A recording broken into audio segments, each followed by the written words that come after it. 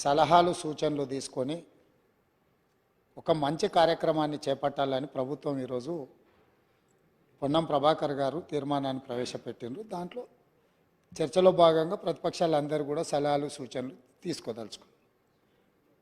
అయితే ఈ సందర్భంగా సలహాలు సూచనలు ఇచ్చేదానికంటే కూడా అనుమానాలను లేవనెత్తడం ద్వారా ఈ అంశాన్ని పక్కదోవ పట్టించి ప్రజలకు కొన్ని అనుమానాలను రేకెత్తించే విధంగా చర్చ ఆ దిశగా జరుగుతుంది అధ్యక్ష.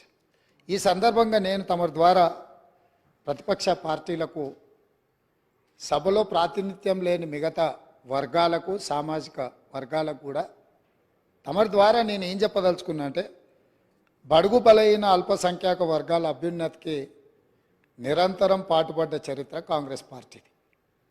అందులో భాగంగానే కాంగ్రెస్ నేతృత్వంలో ఉన్న యూపీఏ 1 సందర్భంగా మైనారిటీల యొక్క అభ్యున్నతి కోసం, వాళ్ళ ఆర్థిక స్థితిగతులను అంచనా వేసి వాళ్ళ మేలు కోసం, వాళ్ళ అభివృద్ధి కోసం చర్యలు చేపట్టాలని ఆనాడు జస్టిస్ రాజేందర్ సచార్కం నేతృత్వంలో దేశంలోని ముస్లిం మైనారిటీ స్థితిగతుల అధ్యయనానికి ఉన్నత స్థాయి కమిటీ వేయడం జరిగింది అధ్యక్ష. ఆ రోజు ఆ కమిటీ చేసిన సమగ్ర అధ్యయనం, చేసిన సిఫార్సులను ఆధారంగా ముస్లిం మైనారిటీ అభ్యున్నతికి కన్వీనియర్గా రీతిలో ఆ రోజు ప్రభుత్వం చర్యలు చేపట్టింది. అది చరిత్రలో కాంగ్రెస్ పార్టీ తీసుకున్న నిర్ణయాలు కూడా మన కళ్ళ ముందు ఉన్నాయి.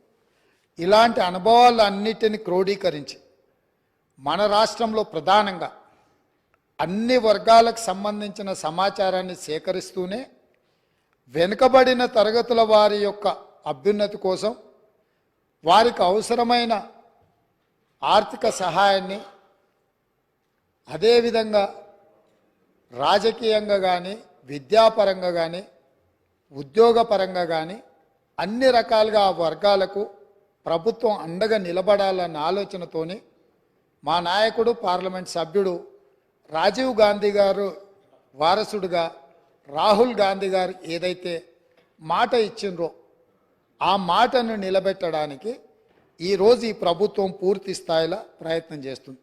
అందుకే ఈరోజు ఏ విధంగా అయితే సచార్ కమిటీ ద్వారా మైనారిటీ వర్గాలకు మేలు జరగడానికి నిర్ణయాలు తీసుకున్నామో, ఈరోజు కూడా ఈ సభలో శాస్త్రీయ పరంగా ఒక అంచనా, సమగ్ర ప్రణాళికలు, విధానాలను రూపొందిస్తాం.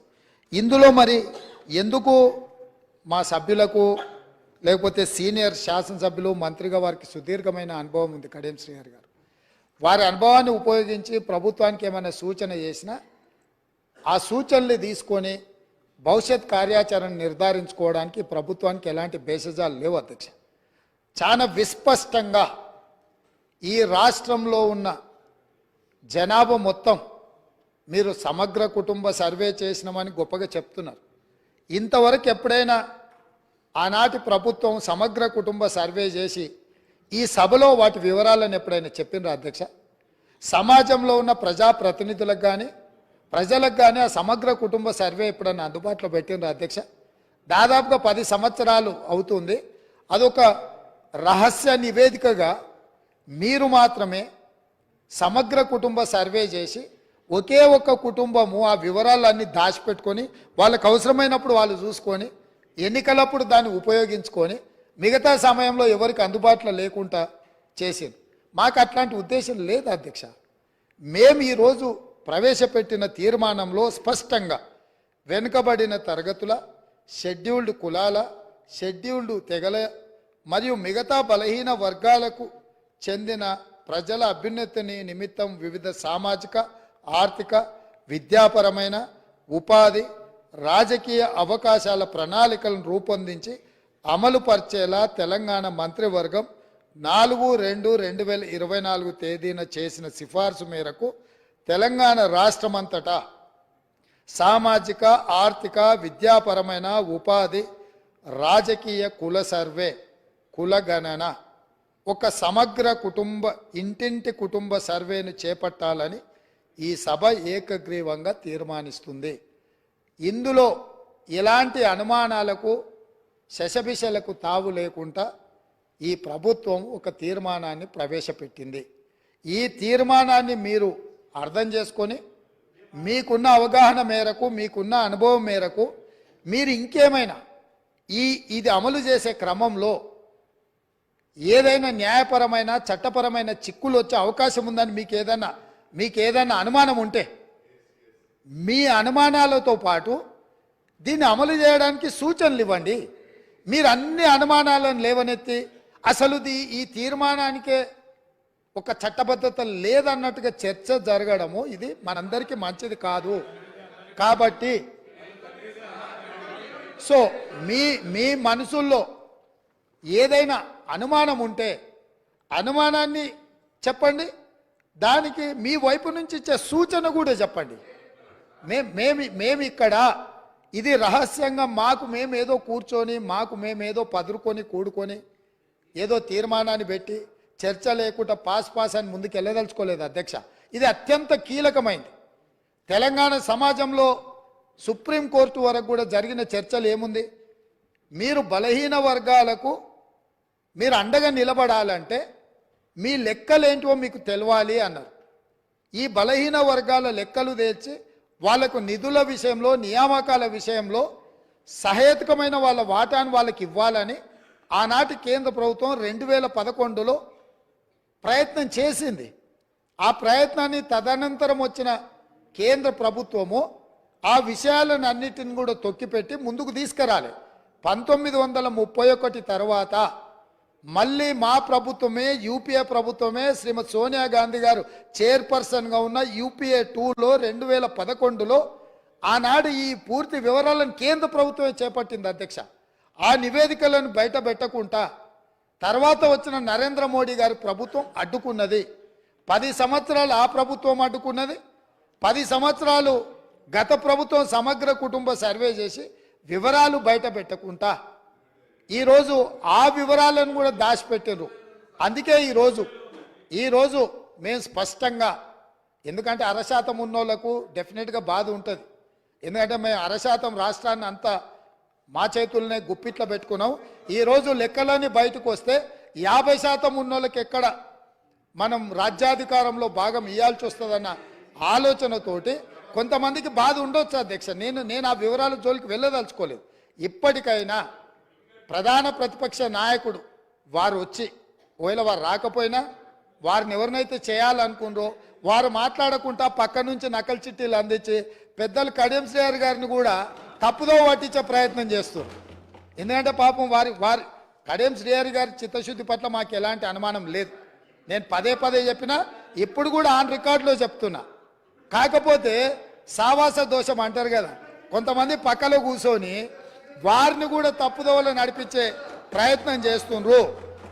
దీనికి సంబంధించి అధ్యక్ష పార్లమెంట్ మార్చాల్సిందే, సీటు కాదు బయటికి పంపాల్సిందే. సీటు మారిస్తే కూడా గాలి జోకితే మళ్ళీ ప్రమాదం ఉంటుంది.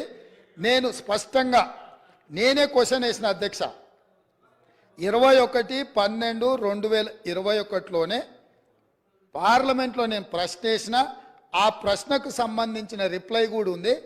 తారక రామారావు గారికి ఇది పంపుతా, ఎందుకంటే వారికి ఏమైనా అనుమానాలు ఏమైనా ఉన్నాయో నా ప్రశ్నకి ఇచ్చిన జవాబు డీటెయిల్గా ఇక్కడ ఉన్నది.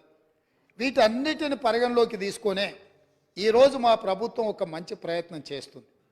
ఎక్కడో ఒక దగ్గర దీనికి పునాది పడాలి. ఆనాడు రాజ్యాంగం రాసుకున్నప్పుడే కాంగ్రెస్ పార్టీ ఎస్సీ ఎస్టీలకు రాజ్యాంగపరమైన రక్షణ కల్పించి రిజర్వేషన్లు ఇచ్చిండ్రు. కాబట్టే ఈరోజు 19 మంది ఎస్సీలు 12 మంది ఎస్టీలు సభ్యులై చట్టసభలకు వచ్చింది. 5 మంది, 3 ఎంపీలు, 3 ఎస్సీలు, 2 ఎస్టీలు ఎంపీలై ఈ రాష్ట్రం నుంచి పార్లమెంట్లోకి వెళ్తున్నారు. ఇవన్నీ కూడా కాంగ్రెస్ పార్టీ ప్రజల యొక్క అవసరాలను అన్నిటినీ దృష్టిలో పెట్టుకొని వాళ్ళు అడగకంటే ముందే వాళ్ళ అవసరాలు తీర్చాలన్న ఆలోచన మాకుంది. రాజేందర్ సచార్ కమిటీ వేయడం ద్వారా మైనారిటీ వర్గాలకు ఏ విధంగా మేము మద్దతు ఇవ్వాలనో ఆ విధంగా మద్దతు ఇవ్వడమే కాకుండా కాంగ్రెస్ పార్టీ అధికారంలో ఉన్నప్పుడు మైనారిటీలకు 4% రిజర్వేషన్ ఇచ్చి విద్యా ఉపాధి అవకాశాలలో వాళ్ళని ఆదుకోవడానికి, ఉద్యోగ అవకాశాలలో మైనారిటీలకు 4% రిజర్వేషన్లు ఇచ్చిన చరిత్ర మాది. ఇక ఈరోజు మేనిఫెస్టో ఎన్నికలు హామీలు ఉన్న ఒకవేళ చర్చ చేయాలనుకుంటే తమరి అనుమతితోటి మళ్ళొకసారి ప్రత్యేకంగా చర్చ పెడదాం. మళ్ళీ వచ్చే సమావేశాలలో కానీ మీరు ఏదైనా ప్రత్యేకంగా సమావేశాలు ఇచ్చినా 2014 2018 ఎన్నికలలో మీ ఎన్నికల మేనిఫెస్టోలు ఏమేం పెట్టిండ్రు, ఏమేమి అమలు చేసిరు, 2023 ఎన్నికలలో మా మేనిఫెస్టోలో ఏం పెట్టినాం, ఈ 70 రోజుల్లో మేము ఏం అమలు చేసినాం, భవిష్యత్తులో ఏం అమలు చేయబోతున్నామో మేనిఫెస్టోల మీదనే ఓ ప్రత్యేకమైన చర్చ పెడతాం. మాకు ఎలాంటి అభ్యంతరం లేదు. ఒకవేళ మీరు ముందుకు వస్తే మీ సభాపక్ష నాయకుడిని మీ నాయకుడిని అడిగి వారి అనుమతి తీసుకొని రండి. ఎందుకంటే మళ్ళీ మేము ఇక్కడ పెట్టినాక వారు వద్దన్నారు అనుకో, మీరు అందరూ మళ్ళీ సభలో లేకుండా బయటకు వెళ్తారు. కాబట్టి ఇప్పటికైనా పెద్దలు శ్రీహరి గారిని మీకు ఎలాంటి అనుమానం అక్కర్లేదు, మీ అనుభవాన్ని ఉపయోగించి ఈ ప్రభుత్వానికి మీరు ఏమైనా సూచన చేస్తా అంటే మిత్రుడు గంగుల కమలాకర్ గారు కూడా మొన్నటి వరకు మంత్రిగా ఉన్నారు. వారి అనుమానాలతో పాటు అనుమానాలను అడగడాన్ని మేము అభ్యంతరం పెడతలేము. మీ అనుభవంతో పాటు ఈ ప్రభుత్వానికి సూచన చేయండి. నా వైపు నుంచి సభాపక్ష నాయకుడిగా మా చిత్తశుద్ధిని మీరు ఎలాంటి శంకించాల్సిన అవసరం లేదు. స్వయంగా మేము ప్రభుత్వం ఏర్పడ్డ ఎంబడే మంత్రివర్గంలో మేము తీర్మానం చేసినాం నెల తిరగకంటే ముందే. ఈరోజు సభలో కూడా మేం ప్రవేశపెట్టినాం, మీరు అడగలే, మేమే ముందుకు వచ్చినాం. అంటే ఇక్కడ ఈ మంత్రివర్గ తీర్మానం కానీ సభలో ప్రవేశపెట్టిన తీర్మానం కానీ ఇవన్నీ స్వయంగా మేము ముందుకు వచ్చి చేస్తున్నాము. భవిష్యత్తులో కూడా ఈ మొత్తం సమాచార సేకరణ తర్వాత అది లోకల్ బాడీ రిజర్వేషన్ కావచ్చు, చట్టసభలలో మొన్న జరిగిన ఉమెన్ రిజర్వేషన్లో కూడా ఉపకులాల యొక్క రిజర్వేషన్లు ఏ విధంగా ఉండాలనో కూడా మా పార్టీ పార్లమెంట్లో కూడా ఆ విషయంలో మాట్లాడిన సంగతి మీకు తెలుసు. ఈరోజు ఇక్కడ మేం చెప్తున్నది విస్పష్టంగా ఈ తీర్మానము ప్రధానంగా బలహీన వర్గాలను బలోపేతం చేయడమే మా ఉద్దేశము.